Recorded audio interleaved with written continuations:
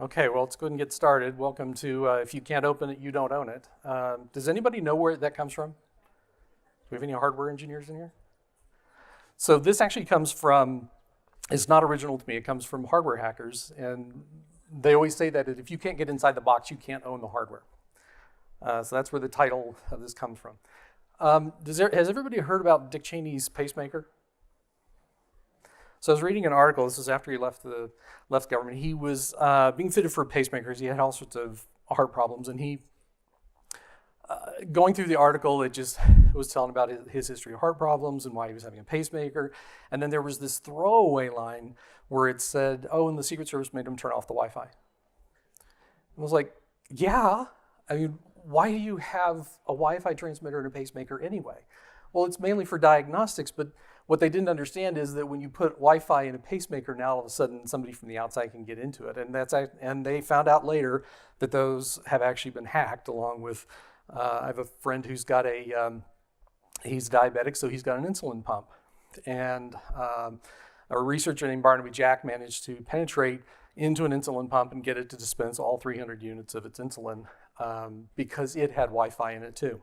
So we're beginning to put in all sorts of things into hardware and into our systems that allow people to get to it from the outside, which are things we really don't want to put in. And this is where we get into the dark art of hardware hacking. So let's start with Shadowhammer. So Shadowhammer is only, this was last year, and we're not entirely sure at this point who got into it. You hear people talk about attribution all the time, but attribution is a little bit hard to figure out, mainly because it could be this country making that country look like they were the ones that did it, and they put just enough into it to divert attention away from them. But somebody got into ASUS's, basically into their software, added malware into the software before it was compiled, before it was signed in their CPU servers, and when they sent this out, it went out to about 500,000 computers. So this was in the firmware. This is the very lowest level software you can get. And what was interesting about this, though, was they were only looking for 600 computers based on a MAC address. Now, if you've ever tried to do something like that, just getting the MAC address of very specific computers can be very difficult to do, which means this is probably a nation-state level attack. But what it does is it takes us into a conversation about roots of trust. So has anybody heard of roots of trust? Okay, Herb has heard of roots of trust. So roots of trust have to do with our ability to build software and hardware systems up from the bottom, and that we have this implied trust between the level we're at and the levels below it. So we inherently trust the operating system because that's where our software runs. The software system, the operating system trusts the hardware. So this is a pretty good definition from NIST about what hardware roots of trust, or what roots of trust are. And what it is it's about having that as you go down into the levels, it's harder to hack. Therefore, you should be able to have more trust in the lowest levels. So for us, we trust the hardware because that's the hardest to hack. But as you begin moving up, it becomes progressively easier. So this is the trust landscape that we work with today. So we have a scheme as we begin to go down into the different layers. They get farther and farther away from people being able to access them, but that trust is organic. So in the case of Shadowhammer, it invaded the very lowest level of trust, which was down where the firmware was. So that's as low as you can get, which means you're now in a position to compromise everything going upwards. So one of the reasons why we inherently trust the hardware is because it is so hard to hack. It's the farthest away from people.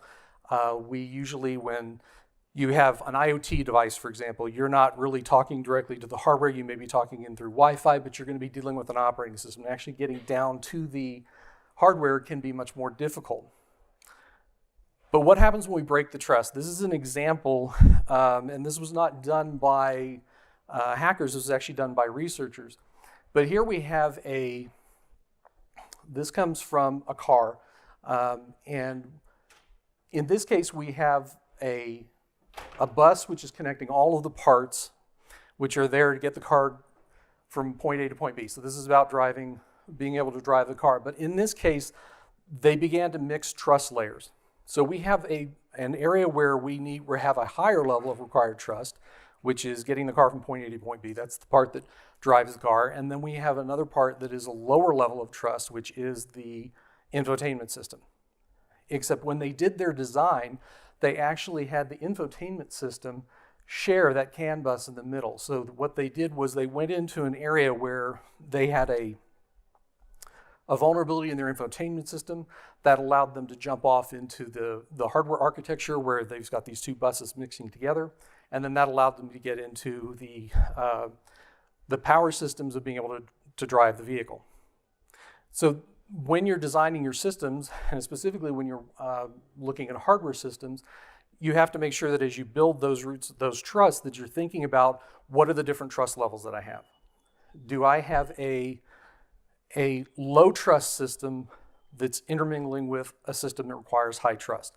And oddly enough, in most systems, I don't know, is anybody here in the automotive industry? I know we have a few here, sort of. One of the things you find is that we spend more time and we have more code. For example, on the Boeing 777, there's more code written for the infotainment system than there is code actually written for the computer systems that fly the aircraft from point A to point B. So in this case, they have mixed trusts, which allowed them to be able to jump from one area to another. So our software implicitly trusts a lot of things. Our kernel, the libraries, the hardware we're working on, the firmware. And we also implicitly trust the security system. So we have permissions, ACLs, we have the communications pathways, our update system. So we have all of these trust relationships that we have to manage. But the problem is when those trusts get broken, we now have to ask, what can we trust? So we can't trust the hardware because we don't own the hardware. We can't trust the kernel because we don't have any control over it. We don't trust the constraints in our system simply because those constraints can be bypassed. We don't always either write our libraries or have them secured, so it's easy to get past those. The update system, as we just saw with Shadowhammer, can be gotten past. So we have all of these things that we implicitly trust, but the reality is we can't. So the question becomes, what can we trust? Anybody?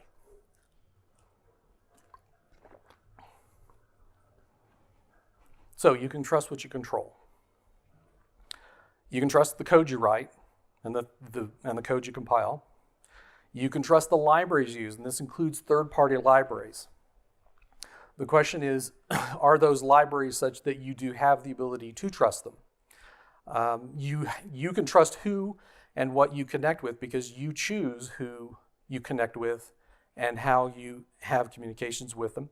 And you can trust what you have in memory, but that also means you have a responsibility to manage all of these different elements. So what you compile, again, don't mix trust levels. When you're building your system, understand that you're going to have to make an evaluation in the architecture of what requires a high level of trust, simply because this is something that does something vital versus the things that you tend to do that have a low level of trust. I once had a case where our printer got hacked. My wife went to a university and she was doing research and someone had run a water holding attack on it, and they had managed to replace the firmware on the printer. And after about 2 hours of rooting around where I could begin seeing that there was traffic coming off of this printer going to strange IP addresses, I finally figured out that they had replaced the firmware, but they hadn't done it exactly right. And if you hadn't tried to print, you wouldn't have known that the printer actually didn't work. So this is a case where you have a high level of trust, which is your PC and your network. You have something that's basically a low level of trust, which should just be your printer. I mean, that's supposed to take information to it and then spit out a page. It's not actually supposed to do anything. But we have done things with printers where we now allow printers to act as servers. We now allow printers, some of them can act as DNS relays. We have all sorts of things, email relays. We've put things into printers that allow people to use those, that we can no longer think of those as basically a low trust piece in your high trust environment. So one of the things that, how many people sign their code before they put it out? So if you work in the hardware world, you do this for sure.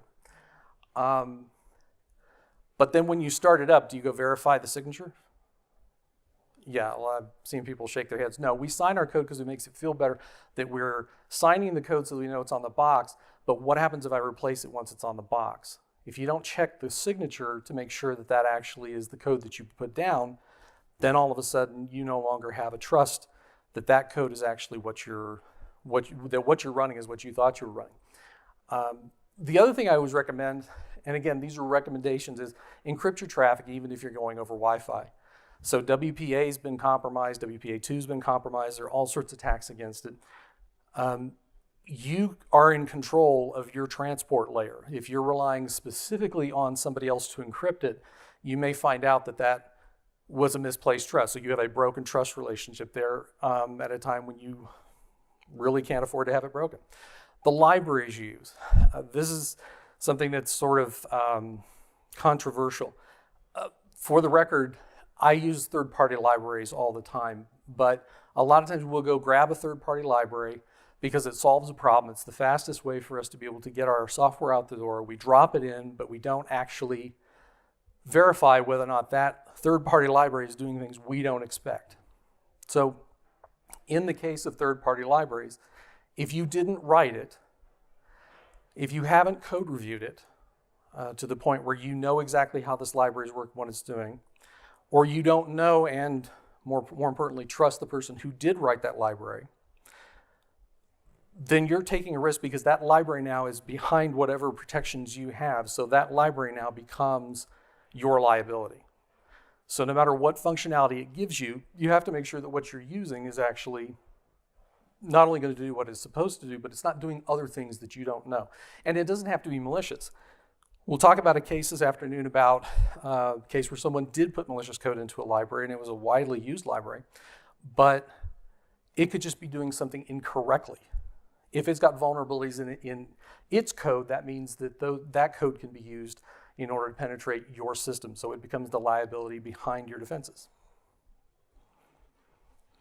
So who and what you connect with. We have a tendency, for example, if you use IPC mechanisms, you have multiple processes. So very few people have a single monolithic process. You're either going to do microservices or you're doing multiple processes, and those services and processes all have to communicate with each other. But if you don't validate and verify who that process is, then you may very well find out that someone like me comes and replaces that binary with my binary, and now you're talking to someone you don't expect. And this has happened. It's very easy, for example, on an installer not to put the correct permissions on a service so that now someone can come and just drop another binary in place, and now they're running their binaries as your service with system access. So in this case, force the authentication. Don't assume that just because somebody can talk to you on your IPC connection that it's actually the person you think it is. And then the last one is what you hold in memory. I have seen so many cases in the last 30 years where people will put shared secrets. And anybody done that? I mean, I've worked on systems where we've had that, where you put a shared secret in there, and some people are sort of sheepishly shaking, nodding their heads saying, yeah, we did that. The problem with a shared secret is it's not a secret.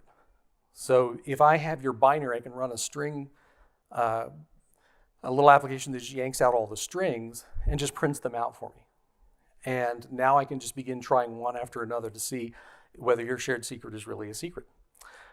So if you're going to, and I highly suggest that you do this, but if you're going to have keys where you have to authenticate who you're talking to, those really need to go into some sort of a secure store, what's called a trusted platform module, where you want those keys locked up not in your binaries, not hard-coded in your binaries. I know it's easy to do, especially if you're talking about something like I had one time where we just wanted to talk to the HTTP server, but we wanted to make sure that it was only our equipment that was talking to HTTP. So they decided, well, we'll put in a shared secret that goes up, it checks it, it comes down. Well, what if they find it? Well, we'll put a timestamp on it, and it just becomes one of these. Use SSL. That's what it's there for. There's no reason to roll your own crypto. That's one of the first rules of encryption and security is don't roll your own. Use what what people have developed over years, because if you roll your own, you're probably going to get it wrong. And then here's the one that sort of catches everybody. So I bring in my encrypted key, I decrypt it, I use it, I clear the memory. And I think I'm good because as we've talked about Meltdown and Spectre and how they can go after memory based on timing attacks, the problem is that the compiler will look at that and it'll say, okay, you brought it in, you used it, you cleared it, but then you didn't do anything else with it, which means there's no side effects, which means really that clear has nothing to do, so I can optimize that away. So if you have code where you are bringing something in, you'll want to, that's critical, like a key, you'll want to have that key, use it, and then get rid of it. But if you're not clearing it correctly, that key's actually still going to be in memory. And you're vulnerable to not just side channel attacks, but use after free attacks. So the takeaways. Don't mix trust levels. It may be convenient, and I can understand from a hardware perspective why you would have a single CAN bus within a vehicle or a single bus within an aircraft, but when you mix those trust environments together, it makes it easier for somebody to go in through an untrusted system and going through and be able to get to your trust area. That's why if you've ever worked in a cleared environment, you'll have one PC for untrusted work, so that's what goes to the internet. You'll have another PC that actually goes into the trusted network, and they're physically separate. So when you design your systems, whether it's hardware or software, make sure that your trust zones are separate.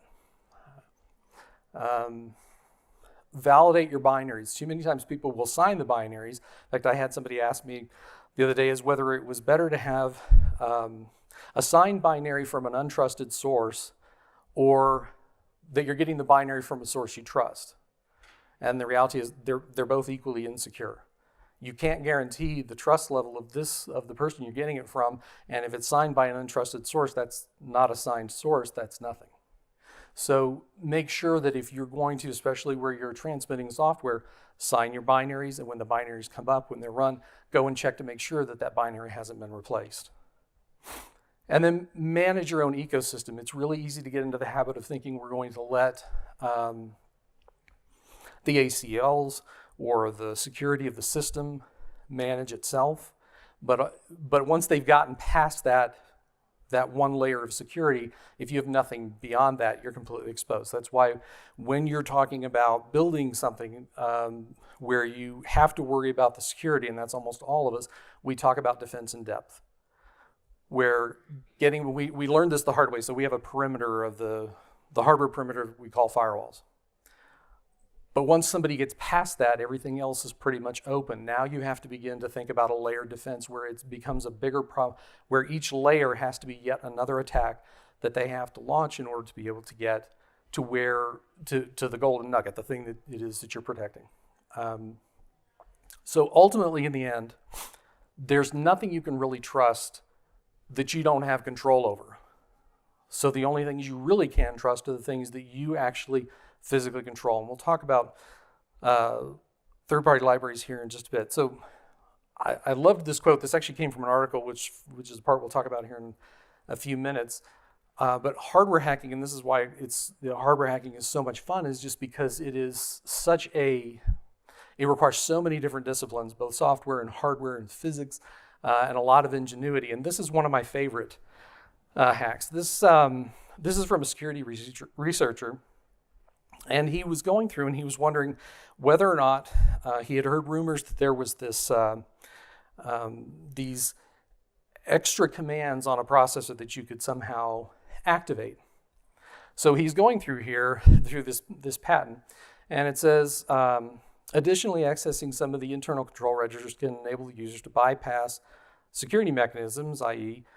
allowing ring 0 access at ring 3, which is bad. That's like a normal user being able to get root access. In addition, the control registers may reveal information that the processor designers wish to keep proprietary. Yeah, for the obvious reason that you don't want to teach people on your processor how to get ring 0 access as a normal user. For these reasons, the various x86 processor manufacturers have not publicly documented any description of the address or function of some control MSRs. So there we have a problem. Why do you even have these in there? Has anybody ever put a backdoor in their software that only they knew? Maybe it was an easy password or it was a command line utility. Yeah, I've got some people sort of sheepishly nodding their heads. It looks like, no, I never did anything like that, but their eyes are saying something different. And what he was going after was this C2 x86 CPU. And when he talked about it, he was sort of listing out the things that it was used in. He goes, yeah, and it's control systems and medical and this and that. And I was like, wait a minute, medical? Which pieces of medical equipment did they put this in that it can now be hacked? But what he did was really ingenious. So ring three is the application area. And then as we got to ring 0, and then we decided, well, we needed something a little more than ring 0. So now you have the hypervisor, the system management code, and a bunch of other things that are actually sort of deeper in that have increasingly more capabilities. So what he did was, so if you're not a hardware engineer, MSRs are model-specific registers. And so these are 64-bit registers that are not defined by name anywhere, but you'll use a couple of commands to be able to access them. So how did he, so the question became, well, how do you know if these even exist? So what he wound up doing was he wound up going through all of them, and he identified 1,300 that exist. And the only way you knew they existed is that you didn't have a kernel panic or it didn't crash the system. So it obviously did something other than kill the system. So then he used a really clever timing attack to do this. And what he basically said was, well, if it's the same command, the time to run that command should be the same. But if it's a different command than the one I just tried, then those MSRs should actually have different timings. So this is a case of a timing attack where I'm basically going to go try all of these and I'm going to look at the timings. And if they all have the same timing, I know they're probably the same thing. But if they have different timings, I know that's one that's called out that I want to go and investigate. So he did this timing attack, which timing is just a side channel. And he identified 43 out of the 1,300. So he's cut his work quite a bit. The problem is that when you take the number of bits and you do the math, and I have no idea what 10 to the 36th is, it's a very big number, which basically means we're going to take the rest of his life to do it. So if we have a system that we want to check and it's got all these combinations, what do? Right, scale it up. So what he did was he took a lot of these, put them together into a rig, and he created a system called Sand Sifter that scanned each one of them, and he finally found an MSR 1107 bit 0 turned on God mode, which gave him complete access to the processor, which, depending on where this is now a horrifying prospect. So this is the NIST definition. They actually had that as cryptographic systems, what applies to anything. I am going to start with a cryptographic example. This is an RSA timing power attack where what we're doing is this, what you see down at the bottom is the Spectre analyzer output for it, that where you see those spikes, you can actually see the operation, the algorithm in operation, and you can tell whether it's an even or an odd. And it depends, because of the formula above there tells you that when you're talking about power, the more circuits, the more power it should take, the longer it should take, versus down at the bottom. So here you can tell the evens and the odds just by looking at the Spectrum analyzer output. We also have differential fault analysis. So what we're going to do is we're going to go and we're just going to inject faults into the system. We want to see how the system reacts when we put a fault in it. Then you put another fault in it, and you look each time to see how it reacts, and you measure the outcome. So has anybody heard of Tempest? Okay, so hardware engineers will know about Tempest because this is about the emissions that that whatever piece of equipment you're putting out, these are going to be the emissions, whether it's going to be RF emissions or a thermal signature. So what's to the right there is just a thermal signature of a board, where you see in the middle, there's that very bright spot. This is actually coming from underneath the chip for some reason. I don't know the exact backstory for it.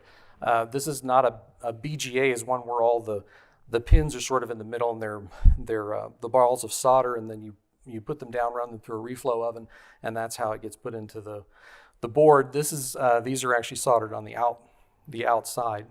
So in this case, you either have something under there or it's under a heavy load, but it tells you something about what that processor is doing.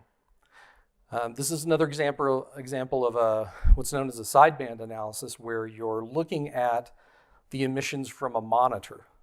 So the center frequency is the bright line in the middle, but if you look down each one of these for different bit patterns, you get slightly different striations coming on the display. So now you can begin to tell which one of these things, what is being displayed on the screen.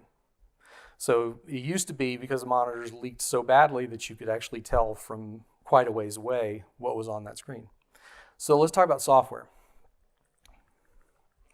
So cache bleed was an SSL. This is not Heartbleed. This is cache bleed, but it was an SSL attack, and then everybody knows about Meltdown and Spectre. Okay, we're not going to talk about those today because everybody knows. Concurrency, Dirty Cow. If you were here last year and went to my talk, or in Seattle, Dirty Cow was actually a concurrency bug that had been in Linux for 9 years. And what it allowed you to do was be able to go and by doing something their copy on write, which allowed you to play with the timing, what it wound up doing is that it wound up allowing you to write to files you didn't have permissions to write. For memory, use after free, where we can force a memory overflow, or we can make use of memory even after it's supposedly been released back to the system, allows you to alter the control flow. So there's a use after free is pretty good at is a very hard bug to find, but it is one where you can use it to alter control flow, because you might have two pointers. You've created this memory, you freed it, but you didn't change the pointer back. You didn't null it. And then somebody creates memory again, but it's at the exact same spot where the last piece of memory was. And then now all of a sudden you have two pointers going to the same memory, except only one of you's actually using that memory correctly. So we talked about holding keys in memory after use. If you're going to bring in keys, or if you're using something that's sensitive, bring it in, use it, and then get rid of it. Because the longer it stays in memory, the longer it can be used. And then data type conversions, for us, can produce undefined behavior and create vulnerabilities in our code. So Wi-Fi. This goes back to why I was saying that you want to control your own ecosystem. If you are sending information off of your box, don't just trust that it's going over Wi-Fi and say, okay, Wi-Fi is good. Certainly not over a network. This is why you do encryption when you're talking to people on the internet. So if you have one system on one side of the world and another system on the other side, you wouldn't even think twice about encrypting that traffic. But when you realize that when we're inside the wire, and that's no more trusted than what's outside the wire, you should be encrypting your traffic as well. And we already talked about WPA and WPA2. Network timing is also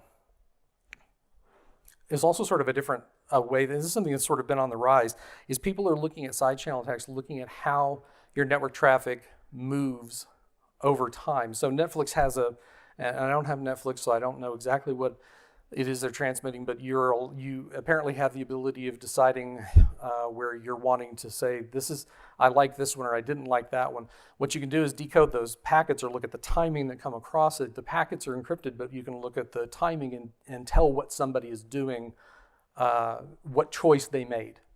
So network traffic analysis has become, in this case, where you want to make sure that there isn't any data that any side channels coming out of your network traffic, by making your network traffic look as innocuous as you possibly can, so that there's no timings to it.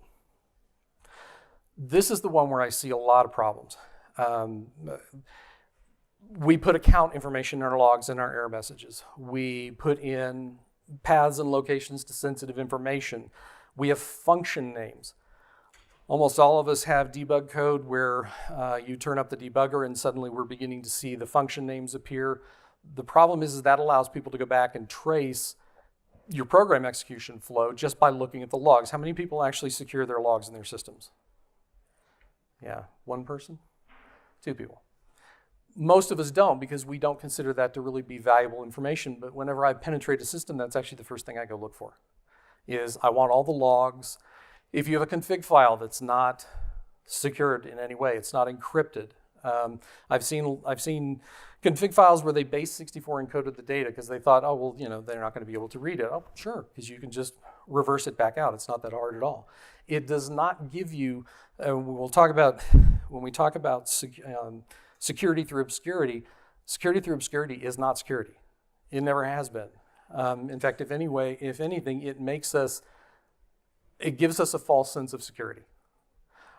So censor what you're putting in your log messages and what you're putting in your error messages. Licensing can also become problematic because some licenses require you to redistribute source code. So if you make changes to something in their library, or you use their library and you make changes in your code, you may be legally obligated to go and produce the source code that is using it. And that becomes a significant problem, because not only is it a problem that I know you're using the library, for example, I know you're using SSL. So since the source code of SSL is freely available, I now can go and take the source code for SSL, you tell me in your banner that you're using SSL, whatever. Well, now I know whatever vulnerabilities are in there. And it's even worse if you're using an SSL version that's out of date. If your SSL version is 3 years old, you have a lot of vulnerabilities in there. And one of the first things I'll do is when I find out that you're doing that, I'm going to go look at the CVE database, find out what bugs have been logged against it. Usually they'll tell me how to exploit it, and then that's the way into your system. So be careful when now, normally you have no choice, and it's only fair if you're going to use somebody else's library, you should let people know that you're using their library if that's what they want. That's part of the deal. But you understand that you're taking a risk. You're leaking information, so it becomes a side channel. This turned off. So side channel attacks are anything that you leak. So when you're going through and you're building your system, whether it is where you're trying to, you're putting it into your logs or your config file, go and ask yourself, is there a way that this information becomes valuable to somebody? And specifically, the things that are easier to get to. If you're not securing your logs, if you're not securing your config file, I would. There's nobody needs to see those particular pieces, those artifacts of your system except for you. And then the other thing is, don't rely on first-line crypto. Everybody was saying, oh, WPA is fine, right up until it's broken. The problem is there's a long lag time between the time that it's broken and the time that it's generally known. And then you don't control. You may be going over a Wi-Fi network that you don't have any control over, so you don't get to control their particular setup. So DigiNotar, this was a Dutch certificate authority.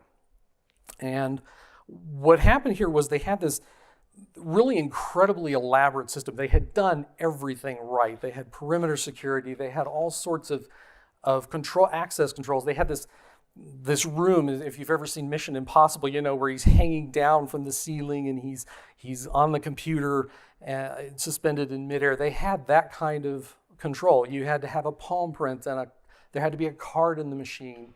And the problem was somebody decided to leave the card in the machine out of convenience, which was sort of their last. That was sort of they were really practicing defense in depth, except that they managed to violate their very last stage, which was the one that you couldn't undo. That was the one where if that card's not there, it doesn't matter how far someone has penetrated into their system, they couldn't do anything. But they left the card in, which was the last line of defense that they had. So what happened was they got in and they created, this turned out to be a nation state attack. They got in and created a bunch of certificates. This was mainly having to do with Google, so that you could, and you have to have control over DNS. So you'd use a DNS poisoning attack, so that allows you to go in and change DNS to reroute it to your IP address. You've created the certificates, and the only way that this was exposed was that Google understood, the Google browser understood where its certificates came from. And when Google saw these are not our certificates, they started rejecting it. And so that's the only way we knew. In this case, the company wound up failing mainly because they didn't want to admit that this had happened, and they waited a very long time to let people know. The Dutch government took it over and then ultimately dissolved it. But this is a case of where physical security, where when you violate that last line of security, you have to assume that someone has already gotten through the other ones. So let's talk about physical access. For hardware, there is remote and local. So if I can talk to you, I now have the ability to touch you at a distance. Local is debugging access. If you do any hardware, you'll know what a JTAG port is. There is physically invasive, where you're injecting faults, and then there's destructive, where we're literally going and taking the thing apart. So this is a case of when we're reverse engineering something. X-ray computed tomography, that's on the right. That's where you take an X-ray that's hooked up to a computer and it goes and evaluates, and it can tell you exactly how that circuit operates. Decapsulation is where we literally just whack the top of the chip off, and now we can see all the circuitry inside. So for reverse engineering, there are a couple of really interesting tools. There's Bus Pirate, which is a signal tester to see what kind of traffic is coming out of your hardware. We have digital logical analyzers, so if you want to analyze the protocol for something like SPI or I2C, what will happen in hardware is that when they go out, they'll take the JTAG ports off, and they'll take the serial ports off because they don't want you to be able to watch the boot cycle. There's also a single wire debug, which puts data out across that pin. They'll take all those off. One of the first things you do is you go and you put all that back on, and then you can reverse engineer software. So for reverse engineering here, for software, we have things like websites. If you go to anybody's website, especially in their technical support forums, you will find tons of information about how the software operates, more than they probably need to give in order for the person to be able to fix whatever problem they have. Again, our log files.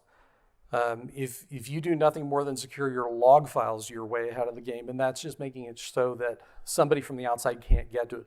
If they've got root access on the box, there's not a lot you can do after that. You can encrypt, but nobody's going to encrypt their log files. It winds up carrying too much overhead. System artifacts like your config files. The Windows registry is a huge trove. I know it's convenient. I know we like to use it. I know it's fashionable, but it's really easy to find out lots of things. Plus, I can go in and change things in the Windows registry because unless that particular key is read-only, I can go in and change your system without you really knowing, because you're operating based on what's in the registry. Binaries. I have shipped debug code by accident. Make sure you strip out the singles. Don't bake your crypto keys in. There are no shared secrets. There's just secrets everybody knows. Some of these things require a lot of assembly language, but a lot of C++ engineers are very good at. Most hackers are very good at assembly language as well. Here are some tools. Later in the week, Galsban's going to be reconstruct C++ virtual tables with her system, so that's right here at CppCon. So that's another thing you can use, is to go and take the binaries and reconstitute the source code. Our IPC interfaces, those are huge, huge places where people can go in and find, be able to fuzz your system, look at the reactions. So encrypt that traffic and authenticate. Make sure you know who you're talking to. That's also a really good DDoS path for people, is if they know they can crash your system, your I2C interfaces or your IPC interfaces are very good for that. The other thing is your protocols. If you know the protocol that somebody's using, then that makes it much easier for you to operate within the system in such a way that they don't know you're doing it.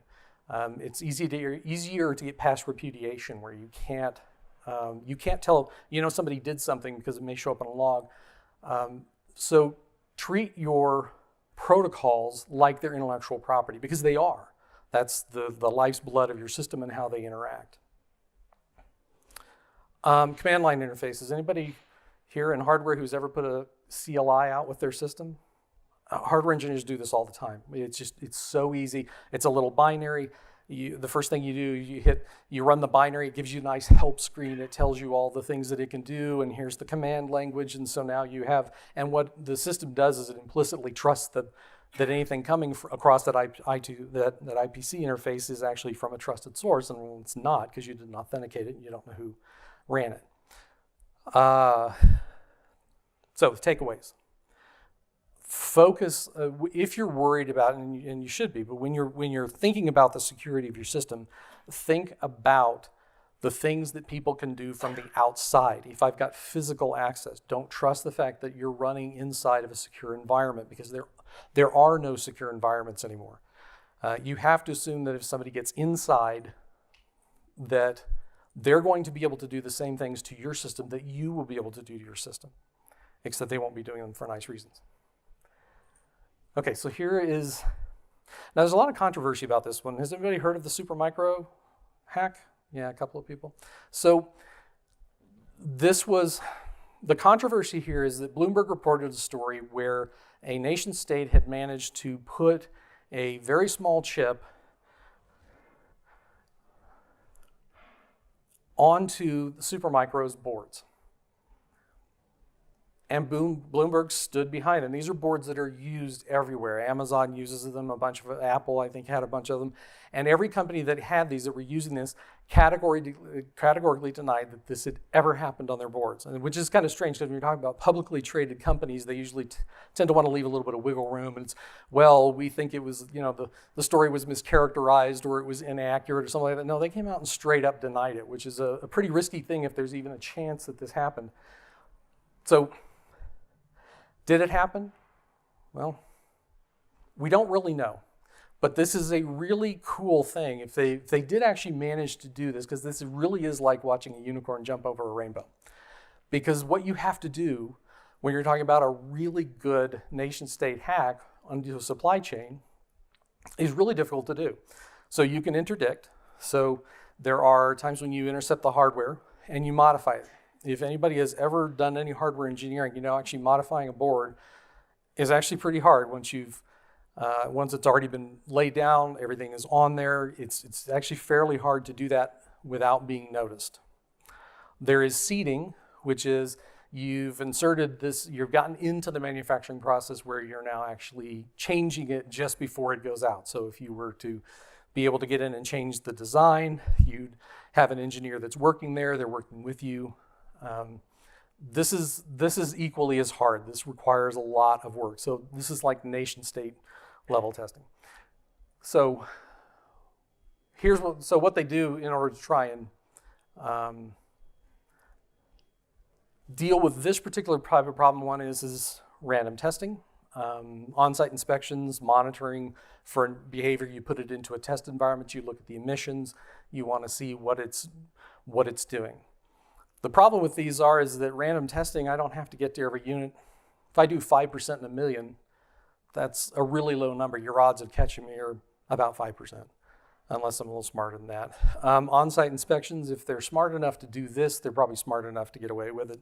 And then monitoring anomalous behavior, that works to a point, but you have to know what to look for and what is and is not suspicious. And if anybody has ever done any sort of intrusion detection, it's one thing to say, okay, I know what real traffic looks like, therefore anything that doesn't fit the pattern must be somebody in my environment doing something they're not supposed to. But the problem is figuring out what real traffic looks like. It's a lot harder than we think. So again, back to open source. Have you even looked at the source code of the open source libraries that you're using? Do you trust the authors? Sometimes that trust will get broken where ownership changes. With closed source, you have to ask about, is the company reputable? How well have they gone in and tested their security and made sure that their environment is secure? Because remember, their security vulnerabilities are going to become yours. So this is one, and I have personal experience with this one. So in this case, you have a long-running library that lots and lots of people, millions of downloads in a week. And the maintainer gets tired of maintaining it. So they transfer it. Somebody raises their hand and says, I'll take it. Does not check to see who this person is. Doesn't even know them. Couldn't pick them out of a lineup if their life depended on it. And they just transferred it, and then they didn't say anything to anybody. This person on this Write9 control went in, and he didn't modify the library he just took ownership of. He modified a library it was using. So if you were expecting to find it in this library, you wouldn't see it. It was actually in a downstream library. And one he added sort of innocuously. There was no way, there's nothing that would have tipped you off. But what it was doing, it was doing Bitcoin mining. And if you had a CoPay wallet anywhere in your system, it would recognize it and go and start mining all the Bitcoin out of your wallet. So this is one of those examples of why you have to sort of become responsible for the third-party libraries and making sure that, and it's not just at a point in time that it's been code reviewed. You have to manage that over time, because you may have these libraries in there in your systems for decades. So just remember that third-party libraries may be free, but they're not. You do have to make sure that those are they're doing what they're supposed to do, but also doing things they're not supposed to do. Even if it's not malicious, it's something that they can do accidentally, which puts a vulnerability into your system. Code reviewing them. Most people don't. Even with Heartbleed, if I had gone through there and looked at that, or Dirty Cow, and I'd looked in the Linux kernel at that piece of code, I probably couldn't have told you that those vulnerabilities were there. It's very, very difficult to find. These were very subtle bugs that somebody did find. Obviously, they took advantage of them. One of the things I think as an industry we need to do is start practicing tough love. If you're a library author and you get a security vulnerability, and you think, well, I'll fix it next month, the next month while I'm going on vacation, I'll fix it the month after. At some point in time, if you're going to produce a library that people are relying on, you have an obligation to fix those types of vulnerabilities, and then we as a community have an obligation to make sure that they get fixed, even if we have to out them to get it done. The other thing you can do is test your third-party libraries. This is I've done this a couple of times, but it's sort of a strange way of going about it, in that you go put it into a test rig and you run it through its paces. What's it doing on the hard drive? Who's it talking to? What ports are opening? You go and look and see how this operates. It doesn't always help if there's a beaconing system in there, because a beaconing system will just wait until it gets a command before it does anything. So if you've got a fairly large library, it's very easy to hide a beacon deep in the library itself that won't necessarily go off when you think it's when you're testing it. So the thing I always tell people is you're only as strong as your weakest third-party library. Those third-party libraries are becoming the Achilles heel of a lot of pieces of software. So one of the things you can do is go look at things like Black Duck and White Source, these are specifically designed these are companies that will go out, look at the third-party libraries. They'll go check the common vulnerabilities databases to find out what defects are logged against it. They will begin to, and they give you some visibility into I know we use libcurl a lot in softwares that I have used. And yet, if you go back and look in their history, they have had a lot of very serious bugs that if you haven't been updating your library and you don't know that, those are in there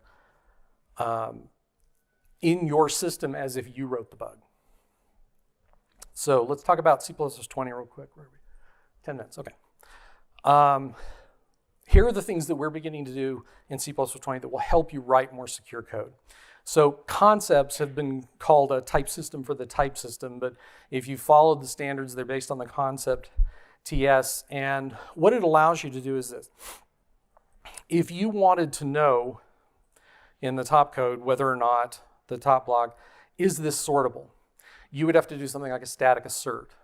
The problem is that's a runtime check. That's not something you can really check at compile time. You can do it slightly bit differently, where you're sort of almost the block below is creating sort of a concept, but a concept is a way of telling you what is the interface contract? What should I be sending? In this case, if I'm going to do a sort, I want to make sure that what I pass in is sortable. But again, this is still a runtime check.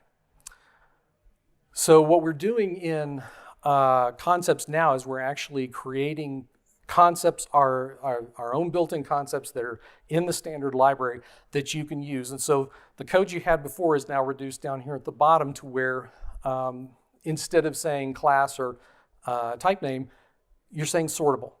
And it, at compile time, will go out and verify that what you're passing into that is actually something that is sortable. If it's a container that's not sortable, if it doesn't fit the requirements of a container that is sortable, it will actually fail to build for you. And that's a huge break for us, because that means now where we have these problems where we find out that somebody is using the library incorrectly, you're only finding them out at runtime. Now you find them at compile time. These are a few. There's, I don't know, 2 or 3 dozen that are in there. And some of this will change because we're still, C++20 is still in flight. It won't be fully locked down until early next year. Ranges. How many people have ever messed up an iterator? And iterators are a little hard. We did iterators because it was too easy to mess up indexing, and then we found out, well, there's all sorts of ways you can mess up iterators. So here we have a vector, and you're going to sort it.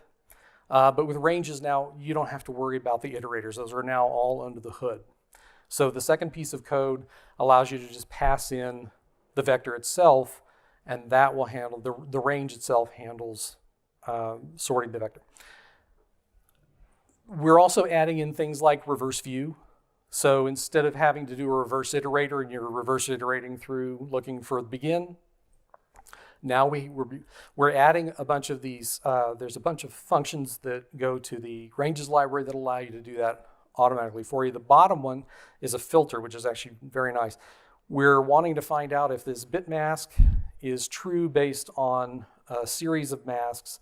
The pipe symbol here in the middle on line 5 gives us a really nice way to express that in the code, and makes it so, again, you're not having to deal with the iterators, you're not having to deal with indexing. How many people think that shared pointer is thread safe? Anybody? How many say it's not thread safe?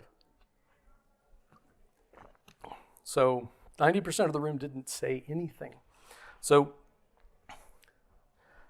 it is thread safe and it is not thread safe. Shared pointer is thread safe in that the control block, the ref count, is thread safe, which makes sense. But the T, whatever it is, the T that you're passing in, is not.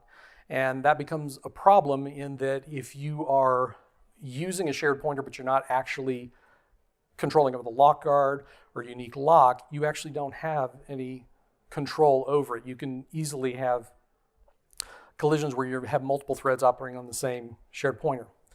So this is what it would look like if you were doing it correctly. So in other words, and this actually comes from the paper that we are that's making its way through the committee. Each one of these has to have a lock guard, because every time that you are accessing that shared pointer, you have to control access to it. But with atomic shared pointer, it becomes a lot simpler. You notice up on line 3, it becomes atomic shared pointer instead of just shared pointer. Then all the lock guards go away. All of the the weak compare exchanges are now built in. So I highlighted the lines where it's now actually part of you're actually using the atomic, standard atomic, instead of having to use something different. We deprecated a lot of these other functions that were out there that were causing a lot of confusion. So now you actually have a much simpler way to do it. And as long as if you're doing an atomic shared pointer, you don't have to worry about lock guards, unique lock, anything like that. It's automatically taken care of, which should make your code safer. Volatile. Anybody here use volatile? Hardware engineers? One in the back? Yeah. So a few people use volatile. A lot of people have used volatile the way volatile was never supposed to be used, like as a replacement for standard atomic, which volatile does not give you any resource control whatsoever over it. I've seen it used as a qualifier for return types, function parameters. I don't even understand. I'm not sure how someone thought that the last one was going to work, where you're changing the ordering in non-volatile access type. But in we're not getting rid of volatile. What we are is getting rid of a lot of the ways that people have used it incorrectly. Designated initializers. This is something people have wanted for a very long time. C has had this for a long time. It allows you on the bottom, instead of having to do where you do each of these on line 11 and 12, where you do them individually, you can actually do it as a single line now, where you're creating this account, setting the number and the amount. The one thing to remember on this is that ordering counts. By the way C++ lays out its memory, it's different than C, but you have to put it in the same order that it appears up in the definition of the struct. This is also a small thing, but I actually thought it was actually a really good thing. So we've all written code like this, where you have some sort of an enumeration, you suddenly have that enumeration repeated over and over and over again, and not only do you get tired of typing, you forget, oh, I forgot to put that qualifier in there, so you have to go find all the places when the compile breaks. We're now including on line 10 this using enum, which works a lot like using namespace. So it gets rid of a lot of the noise in your code. And I know it seems like a simple thing, but one of the biggest problems that we run into in code, and especially in code reviews, we're trying to slog through somebody else's code, is that there's so much noise in the code that it winds up making it hard to see bugs.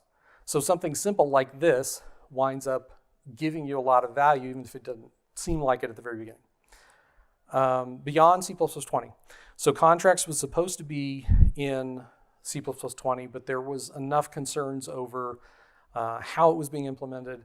Some of the questions about, do contracts work on, do they work at runtime? Do they work at just at compile time? What happens when a contract is violated?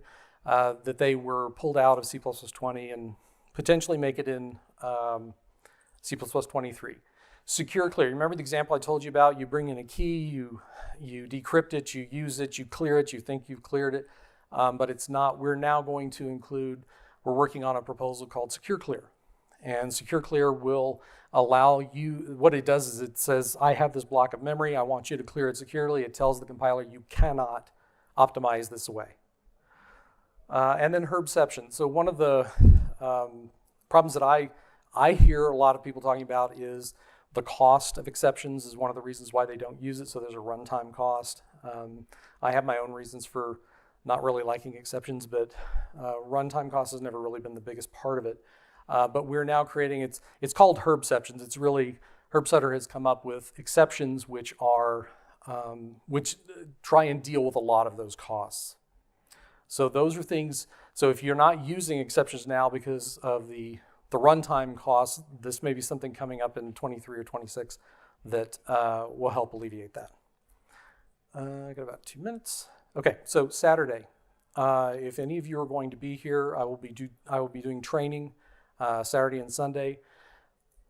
When we think about secure code is really correct code. It's really code that's well tested. It's code that whether it's a user doing something they're not supposed to, or it's somebody trying to do something malicious, when your code fails, it fails. When your architecture fails, it fails. It doesn't really matter at that point. It's the consequence that comes after that. But in this case, how do you write highly dependable systems from the architecture on up? What kind of things can you do during code reviews, during testing that will make your code more dependable so that it doesn't fail for whatever reason in the field? So that's this coming Saturday and Sunday. And then this, the first book, in fact, it's based on the series that I've been doing, which is part of it, is coming out in spring or summer of 2020. So look for that. Somebody have any questions with the 54 seconds we have left?